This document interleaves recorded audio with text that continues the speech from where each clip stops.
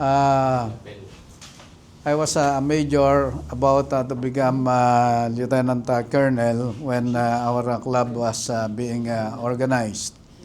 Instead of choosing my profession as my classification, I chose my business, which is meat business. Ang nakalagay sa classification ko is meat distribution. And as part of our classification talk, we should more or less give the background there why you chose that kind of business or profession. So hindi ko itatakel yung pagiging professional ko as a soldier and law enforcer. Let me deal with my business. When I was in the Asian Institute of Management, I took up electives like entrepreneurship, agribusiness, and real estate management. As you can see, all these three are incorporated or all part of Roblo Group business. But more importantly, closer to my heart yung agribusiness.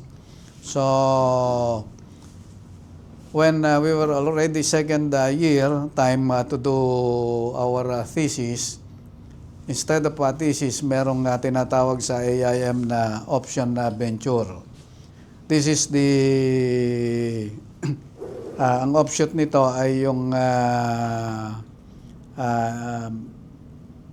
entrepreneurial MBA.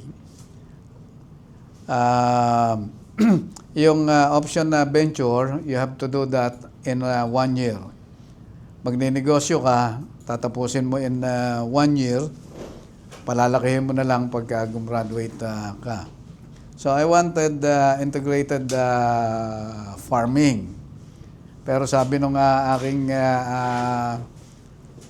advisor, na tama naman, Louie, matatapos na yung mga kaklase mo, ikaw ay nasa halos nagsisimula pa lamang. I suggest you do another one. And instead, I helped the prisoners in Rizal Provincial Jail to make some livelihood. But back to integrated farming. When I graduated from AIM, I had no capital to use for integrated farming. So I chose instead small scale meat business kami ng aking may bahay. So siya ang taga-kolekta, ako ang taga-pakatay dito sa palengke ng Kenta palengke. Nandiyan yung nandiyan yung slaughterhouse noon. And then I deliver that sa palengke ng Alabang public market. So Ruben and I practically ay hindi na kami natutulog. Pag balik ko sa bahay ng madaling araw, gigisingin ko naman siya, iidlip uli ako, magluluto siya ng aming almusal. Pagka nakaluto na, gigisingin ako, mag-aalmusal naman ako, maliligo, at mag-serbisyo bilang PC officer. Ganun ang aming But long story short, yung meat distribution business namin, we were able to grow it through hard work, sacrifices, and lots of challenges. As we grew the business, we were able to diversify. Most of you would be knowledgeable about the term integration, backward, forward integration, backward integration. For example, meat distribution ako, Then I put up slaughterhouse dahil hindi ko makonsensya na marami yung pinagkakatayan ng pakakain ko sa mga customer ko. So I requested the NMIC, bigyan ako ng permission na makapagtayo ng sariling negosyo, slaughterhouse, which we were able to do. At yung Roblo Abattoir Cainta was born. That is backward integration kasi patras eh. Later, nagtayo naman kami ng piggery. That's again another backward integration. And afterwards, nung nagtayo kami ng mga meat shops in different places, kasama na rin yung mga Roblo Town Centers or yung Roblo Market place. That's forward integration naman. So, and also later, nagtayo kami ng feed mill. That's backward integration. And later as well, over time, nagtayo naman ng merong mga corn farming dan sa mga na-acquire naming properties. And later also, yung tulong natin ng Rotary Club of Suburban East Rizal, yung corn farming natin with the Dumagats. If we connect that, we now have a global grant for corn farming of our Dumagats. As a claim, with or without the Dumagats corn,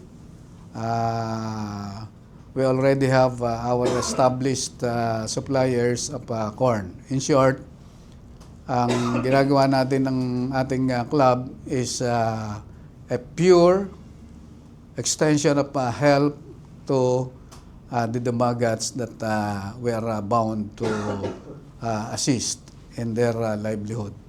So, iyan yung istorya nung how we were engaged and involved in the business. In 1993, the Rotary Club of Suburban East Rizal was organized by the Rotary Club of East Rizal, our mother club, to Attorney Greg Ariola. At nung maitayo yung club in 1993, in November 29, 1993, Central Luzon was still reeling from the effect of the Mount Pinatubo eruption. Kasi pag bumabagyo, umuulan, yung mga devastated areas are still affected by yung flooding and the rain. Wala rin silang halos makain. So kami noon, truckload of meat and other food stuff, dinadala namin dun sa area noon para mapagsilbihan namin, matulungan yung mga affected Kapampangan. Umabot pa yata pare tayo noon sa may Bataan, ganyan dahil affected din yung Bataan eh. And other parts of Tarlac, iyon yung mga apektado ng Pinatubo.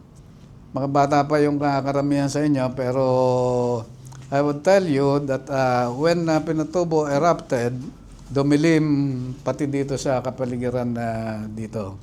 At sa slaughterhouse, halos hindi kami magkita-kita dahil madilim ang kapaligiran. Other related projects of RCSR is that with the slaughterhouse, we offered training courses for those interested to become butchers. Later on, when New Orleans became part of Rotary this building, pati na yung not only for local employment but also deployment abroad. Nakakapag-abroad yung mga tinitrain ng RCSER, ng Roblo Abattoir at ng New Orleans. So, ito yung mga serbisyong nagagawa natin. So, in short, yung direksyon na ginawa ko, pinili ko yung maging meat distributor or yung meat business ang aking napili instead of as a law enforcer. Because looking forward, I knew that my service as a serviceman, it will end in several decades after the activation of the Rotary Club of Suburban East Rizal. But being a businessman in meat business, it will last even after my retirement. So up to now, nagagamit ko personally at as a member of RCSER yung pagiging yung aking engagement with the meat business.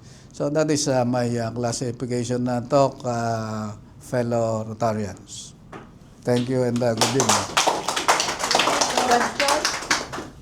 May tanong ba kayo? May tanong ba kayo? I'm willing to answer only one question. Only one question. Only one? Yes. May tanong kayo? Any question? No question? No question at all? By the way, I came from the birthday of Cheryl.